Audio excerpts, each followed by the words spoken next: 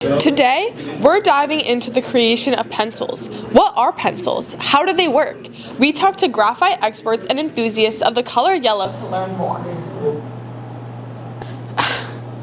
I'm sick of hearing about the same old stuff on the transcript. I wish they would do something cool, something I'm interested in. Yeah, tell me more about it.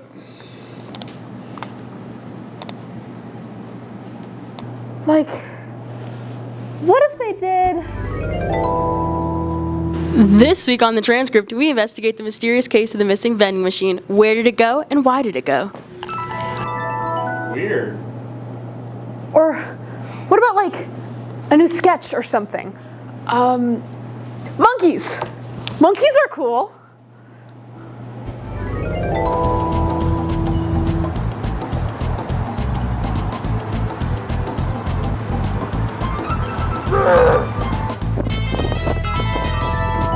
They've done that tons of times. You're not even listening to me. Yeah, they're so crazy.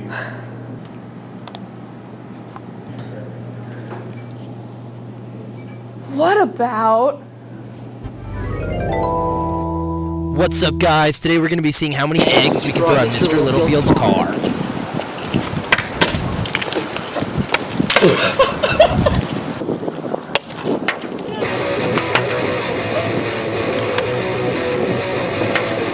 Answer, a lot.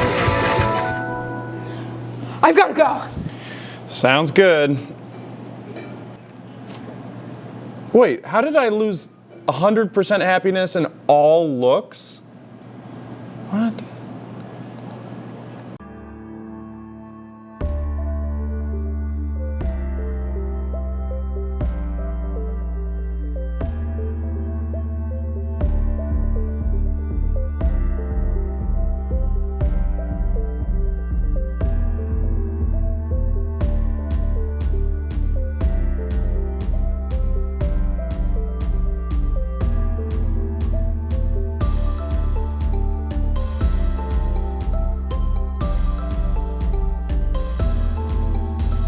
G20 World Leaders Summit, the South African government is expecting large protests from several groups, including climate activists, anti-capitalist, women's rights activists, and anti-migrant campaigners.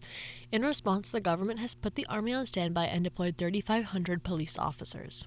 In national news, in the Charlotte, North Carolina area, over 250 people have been arrested in an immigration crackdown that the federal government is calling, quote, Operation Charlotte's Web. The fear created by the arrest has caused kids to be reluctant to attend school, local restaurants and businesses have closed. In local news, nurses at Cooley Dickinson Hospital have called off plans to strike after reaching a tentative contract agreement. The deal preserves the current health insurance benefits and increases pay over the next 3 years.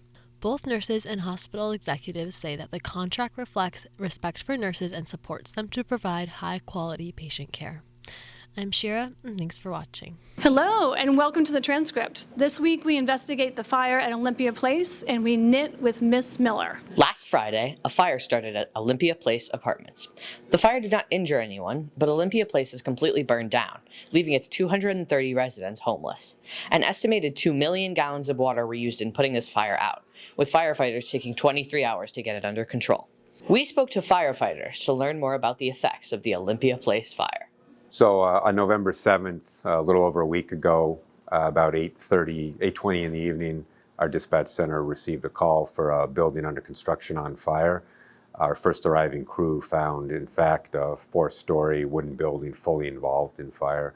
So we knew right away that it was going to be a pretty significant event. We initially started fighting the building under construction, but it was too far gone and collapsed within about 20 minutes. We did have firefighters go into the neighboring building, 57 Olympia Place, which is a very large apartment building, mostly occupied by UMass students. And for about 3 hours, our firefighters fought the fire from the inside. But after 3 hours, the building was becoming unstable and the fire was actually progressing in the attic space above. So we ended up evacuating the building of our firefighters after about 3 hours. And then we had to fight the fire from the outside for a good 12 hours solid of a heavy firefight, and then we were actually there 2 days later still putting out hot spots. Yeah, I mean, I think for the occupants, it's pretty traumatic. There were, again, 236 people that lived there, 230 of them are UMass students, and they had essentially no chance to retrieve any of their belongings. Other than what they grabbed as they ran out the door, nobody was able to take any belongings. I don't think anybody expected that they would never be able to go back to their apartment again. So to find that the building was heavily damaged by fire, and then we actually had to demolish it as part of putting the fire out. It was so unstable that nobody would have ever been able to go back in. So they lost everything they had, which if any of us think about that, that's pretty traumatic. I know obviously clothing, laptops, other belongings, things you don't think about like driver's licenses, passports, keys to their cars. I mean, there's just so much. And unfortunately, although our firefighters did rescue some cats and some guinea pigs, I know there were some pets, I think mostly cats, unfortunately, that were lost in the fire. UMass Amherst is providing services to help the students that were displaced in this fire. I'm Autumn Blaria, and this is the Transcript. Hi, welcome to Hallway Hot Takes Thanksgiving Edition. Today we're going to walk around the halls and ask people what the biggest Thanksgiving hot take is. Who am I here today? Kira Lawrence Riddell. What's your biggest Thanksgiving hot take? That we should take turkey off the menu. Why? I was really inspired by that one Thanksgiving movie, and I also think that turkey is not that great. Who am I here with today?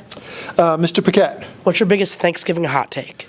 Biggest Thanksgiving hot take, every Thanksgiving I make lentil loaf because I don't eat meat. So you think no turkey? No turkey for me, not since 1998. Jeez. Who am I here today? Mr. Lucy? What's your biggest Thanksgiving hot take? I think that football should always be replaced by Puppy Bowl. Who am I here today? Tess Upsteiner. What's your biggest Thanksgiving hot take? I like the ice cream without the pie. Who am I here today? Nils. What's your biggest Thanksgiving hot take? That turkey's not good and chicken's way better. Thank you for your time. Yep. Who am I here with today? Jules Tillinghast. Reese Sorensen. Cameron Richardson. What's your guys' biggest Thanksgiving hot take? I hate cranberry. I love cranberries. Stuffing's the best item on the menu. Thank you. Yeah. Thank you. Who am I here today? Jay Sean. What's your biggest Thanksgiving hot take? Personally, I do not like stuffing. Stuffing, in my opinion, it takes so long to make and not really the best thing that I would like on my Thanksgiving dinner. Personally, I prefer turkey or anything other than stuffing, personally. Thank you for watching Hallway Hot Takes. Welcome to Teacher Spotlight, where this week we interviewed Miss Miller about her hobby of knitting and learned a new stitch.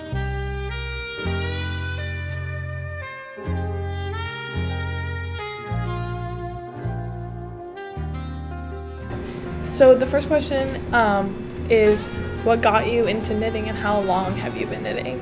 I started knitting when I was 16, and my high school librarian was the one that showed me. So I would stay after school with her sometimes, and she taught me how to knit hats and headbands and little ear warmers and stuff like that. And then it just kind of went from there. That's so cute.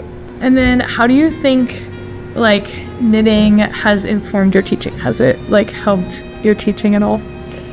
Well, I think knitting is a really creative activity or hobby, and I think just using that side of my brain to be creative while I'm knitting just helps me maybe think a little bit more outside the box when it comes to activities we do in class or lessons I'm planning. I know that you're the advisor of the Fiber Arts Club. How did that start, and how does that help you to connect with your students? A student approached me towards the beginning of the year, Zivia, and they asked me, I hear you're into knitting and I've been wanting to start this club. Would you be interested? And I was like, oh my gosh, yes, that sounds like so much fun. And it definitely makes me feel more connected here. Okay, so basically in order to do a cable stitch to make the beautiful cable knit sweaters that you see, you can just knit until about halfway through your stitches. And then we'll do a 2-stitch cable. So what we're gonna do is, this seems scary, but we're gonna slide our 2 stitches from our left needle off of the needle and just try not to play around with them too much. And then we're just gonna knit the next 2 stitches on the needle. Okay. And then you're gonna try to take those 2 stitches that we just took off and slide them back on your left needle. And then you're gonna just continue knitting those two that you just put on your needle. So basically what we just did is cross those two stitches over each other, and you will see kind of like this little indent in your knitting. And then what you would do is as you would continue knitting just normally back and forth until you reached maybe like 6 or 7 rows. And then you would do the cable stitch again and create this lovely cable stitch cap. Okay, so then it's gonna cross over. Yeah, it'll cross over again. Thanks. Yeah. Thank you for answering me that. Of course. Thank you for watching. The Fiber Arts Club meets Wednesdays, 3:30 to 4:30 in the art room. Thanks for watching. I'm Miss Sullivan, and I'm the Student Union Advisor, and I want to let you know about the Winter Coat Help Yourself rack. It's located by Guidance, and volunteers have brought hats, coats, mittens, and gloves, so please come by during the school day anytime and help yourself to what you need. It's going to be there from November to late March.